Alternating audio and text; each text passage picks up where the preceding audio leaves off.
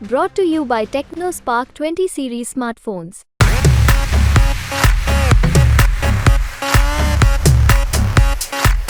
और ये भावना अटल बिहारी वाजपेयी ने पैदा की है। उसके बाद मोदी जी आए तो मोदी जी को जमा जमाया मैदान मिला है। क्या पार्टी के लोगों को कोई संदेश देना चाहेंगे?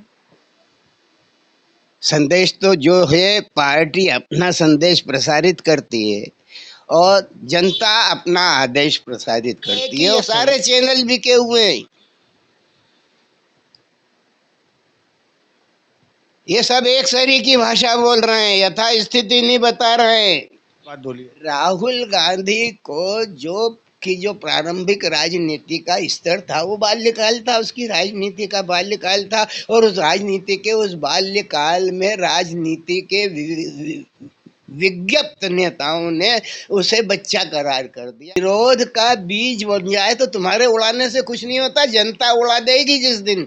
हमारे साथ हैं भारतीय जनता पार्टी के सबसे वरिष्ठ और सबसे सीनियर नेता भी हैं, राष्ट्र कवि भी हैं, सत्यनारायण सत्यन जी। बाबूजी, एमपी तक में आपका स्वागत है। लोकसभा चुनाव का क्या परिदृश्य नजर आ रहा है आपको, क्योंकि आपने पिछली बार कर्नाटक को लेके भी कुछ बात बोली थी और वो सच साबित हुई थी। तो पूरे देश के चुनाव की और खासकर इंदौर के चुनाव की बात करें तो क्या आपका ओपिनियन है इस बार? इंदौर में तो चुनाव बचे ही नहीं, एक तरफा हो गया। भारतीय जनता पार्टी को पराभव देने की स्थिति में कांग्रेस थी नहीं, कुछ टक्कर देती तो उम्मीदवार ही गायब हो गया। इस चीज को आप किस नजरिए से देखते हैं, क्योंकि आपने तो बहुत लोकतांत्रिक तरीके से चुनाव लड़े हैं, सालों तक लड़े हैं, राजनीति की है आपने। जब आप विधायक बड़े थे, जब तो बीजेपी का कोई विधायक नहीं था इंदौर में, तो वो दौर इस दौर में क्या फर्क है? क्यों, मतलब जब भारतीय जनता पार्टी तो जीत ही रही थी, फिर इस तरह की घटना क्यों हुई? इस तरीके की घटना क्यों हुई ये तो प्रत्याशी से पूछा जाना चाहिए कि इस तरीके की घटना क्यों हुई। अगर वो अपने स्थान पर मुस्तैदी के साथ खड़ा होकर के अपनी मान्यताओं को सहयोगात्मक तरीके से अपनाता तो निस्संदेह टक्कर, जय और पराजय ये तो जनता के हाथ में है, अब प्रत्याशी के हाथ में नहीं है। जनता जिसको विजय माल पहनाएगी वही विजयी होगा। जनता सब देखती है, क्योंकि चुनाव जो होते हैं वो नेता अपने लिए मान करके चलते हैं, लेकिन होते जनता के लिए हैं, प्रजातांत्रिक पद्धति के लिए होते हैं। तो प्रजातंत्र में जनता के हित की कामना करने वाले लोग ही अगर अपने हित की कामना करने लग जाएं, जो कि प्रायः चल ही रहा है, तो अपने हित की कामना करने में ये सब दृश्य देखने को मिलेंगे। आपने कहा भी है कहीं, मैंने पढ़ा था कि लोकतांत्रिक तरीके से ठीक नहीं हुआ कि नामांकन के एक घंटे पहले वापस ले लिया, और भारतीय जनता पार्टी के लोग साथ में थे। नहीं तो भारतीय जनता पार्टी के लोगों की तो अभिप्सा ये रहेगी ना कि विरोध जो है हमसे समर्थक हो जाए। और कांग्रेस में महात्मा गांधी ने असहयोग आंदोलन की बुनियाद डाली थी। वो असहयोग आंदोलन अब कांग्रेस में अपने ही प्रति चलने लग गया। वहाँ के कार्यकर्ता अपने अपने कार्यकर्ताओं से ही असहयोग करने। जनता भी कहीं ना कहीं इस बात से नाराज है कि इस तरह से नहीं होना था। मतलब जो कैंडिडेट ने धोखा दिया वो तो जो ही है, लेकिन बहुत सारे लोग और भी कांग्रेस के लोग बीजेपी में आ रहे हैं, और ये अचानक किया। देखिए, डूबते को तिनके का सहारा है। कांग्रेस की स्थिति आप देख रहे हैं, देश देख रहा है। भारतीय जनता पार्टी की प्रगति के बढ़ते हुए सोपान देश के बलबूते पर हैं और देश देख भी रहा है।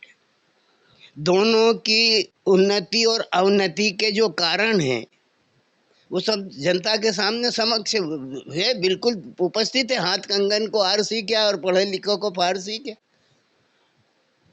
एक जो संजय शुक्ला थे, तब भी मैं आपके पास आया था, बात की थी चुनाव को लेके। संजय शुक्ला ने बड़ी बात की थी कि मैं तो कहीं नहीं जाने वाला हूँ, मैं कांग्रेस पार्टी का में रहूंगा, और आपने बहुत सारी चीजें बताई भी थी उस बारे में, लेकिन वो भी आगे चुनाव हारने के बाद। संजय शुक्ला की अपनी परेशानियां हैं। संजय शुक्ला कोई इतने अहम राजनीतिक किरदार नहीं है जो उनके आने जाने से उनकी पार्टी को कोई फर्क पड़े। अब तो बड़े बड़े धुरंधर जिन्होंने पार्टी के लिए अपना योगदान दिया था, अपने पार्टी में कर्म क्रिया करते हुए एक वरिष्ठ स्थान की प्राप्ति की थी, ऐसे लोग भी जब पलायन करने लग जाए तो लगता है कि विचारधारा समाप्त हो गई, केवल पद और प्रभुता और अपनी आत्म सुख की ही राजनीति रह गई है। अब ये आरोप लगा रही है कांग्रेस के, हमारे डरा धमका के हमारे लोगों को बुला रहे हैं, चमका रहे हैं बीजेपी वाले और आ रहे हैं, इस तरह की बातें आ रही है।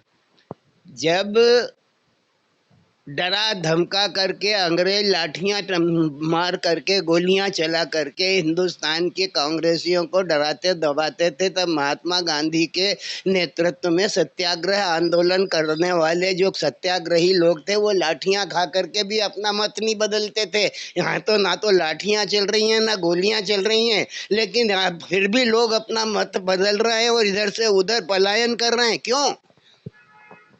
ये प्रश्न मैं आपसे ही पूछ लेता हूँ, क्योंकि आपके संपर्क सभी से है, मुझसे भी है और उनसे भी है।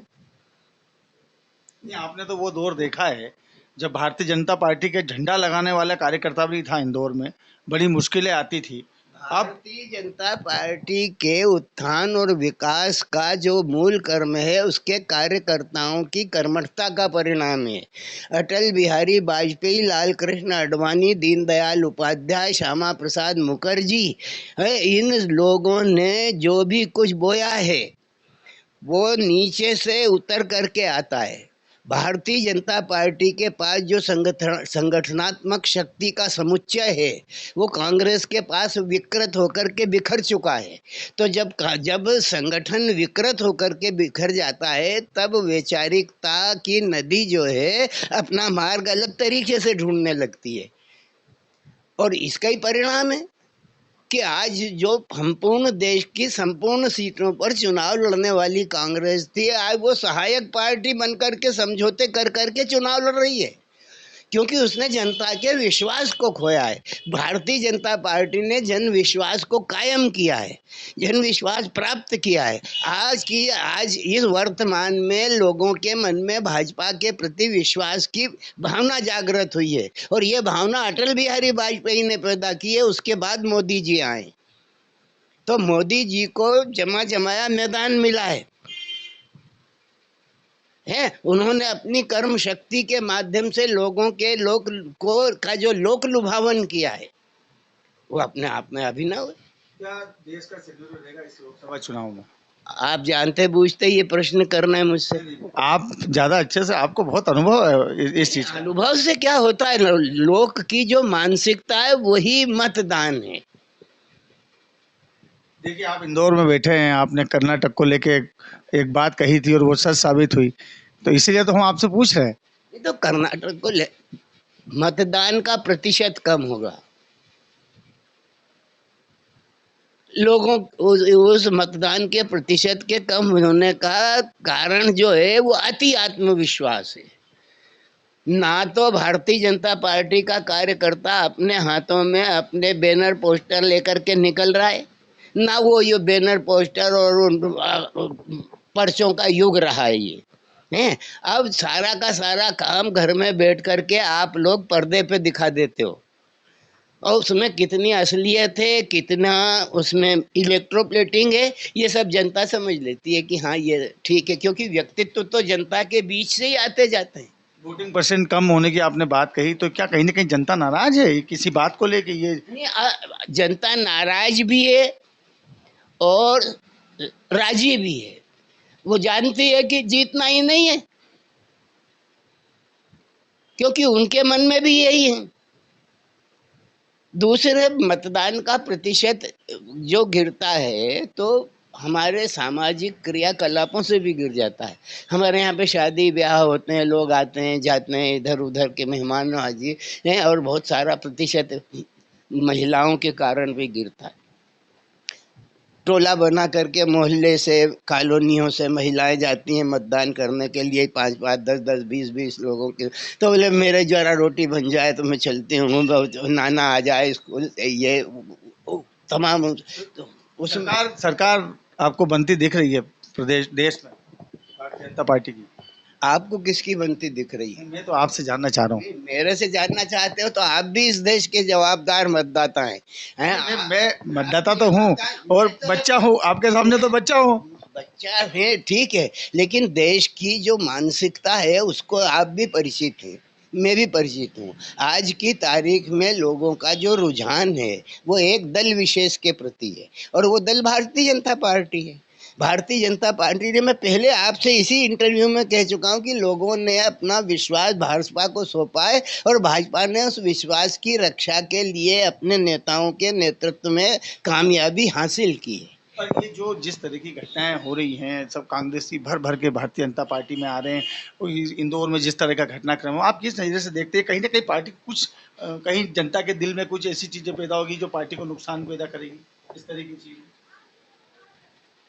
पद लिप्सा, उन्नति की आकांक्षा, अपने किए हुए अपराधों को क्षमा छिपाने की भावना भी शामिल है इसमें।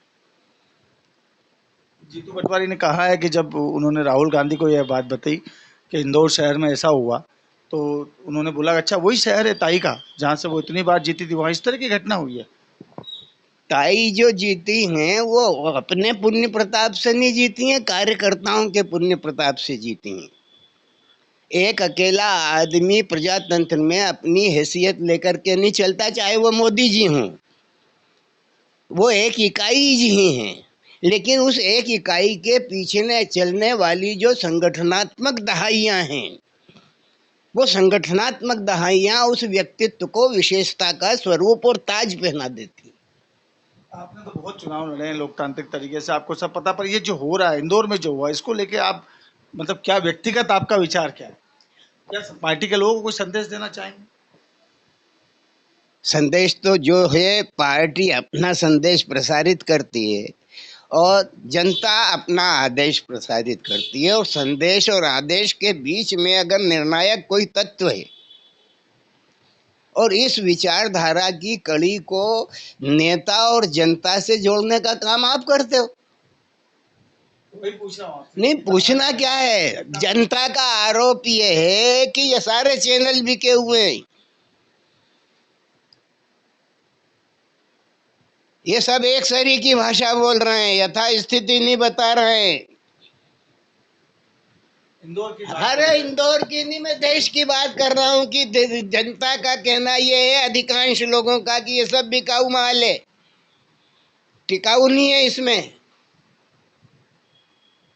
राहुल गांधी तो ताई का नाम लेके बात बोली है। राहुल गांधी को जो प्रारंभिक राजनीति का स्तर था वो बाल्यकाल था, उसकी राजनीति का बाल्यकाल था, और उस राजनीति के उस बाल्यकाल में राजनीति के विज्ञप्त नेताओं ने उसे बच्चा करार कर दिया, राजनीति में नौसिखिया करार कर दिया, और उसकी वो छवि डेवलप कर दी।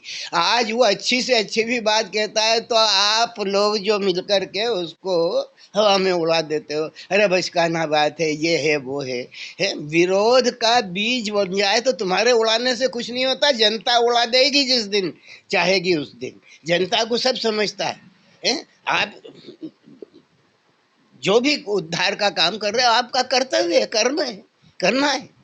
जो चूक कांग्रेस से हुई थी उस चूक का परिणाम तो भारतीय जनता पार्टी का संघर्ष है। भारतीय जनता पार्टी ने संघर्षरत रह करके जनजीवन की भावनाओं को लोक जीवन में उजागर किया, जनजीवन में उजागर किया, जनता ने सहमति दी और भाजपा आ गई।